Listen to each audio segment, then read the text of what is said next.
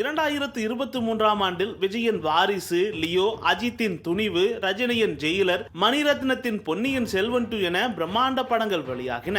இதில் ஒரு சில படங்கள் எதிர்பார்ப்பை பூர்த்தி செய்தும் பல படங்கள் ரசிகர்களை ஏமாற்றம் அடையவும் வைத்தது. 2023ஆம் ஆண்டு 400க்கும் மேற்பட்ட படங்கள் வெளியான நிலையில் இந்த ஆண்டும் மாதத்துக்கு 10 முதல் 20 திரைப்படங்கள் வெளியாக உள்ளன.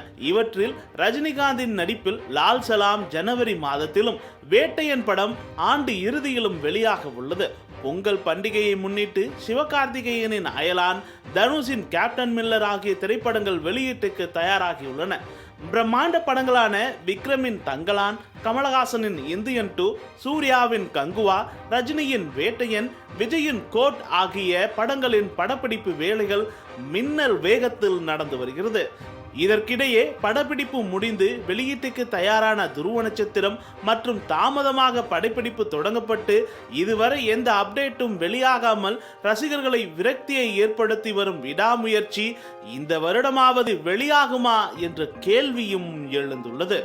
மேலும் சிறிய பட்ஜெட்டில் உருவான ஏராளமான படங்கள் வெளியாவதில் சிரமம் ஏற்பட்டு வந்த நிலையில் இந்த வருடமாவது வழி கிடைக்குமா என வெற்றிக்காக காத்திருக்கின்றனர் அறிமுக இயக்குனர்கள்.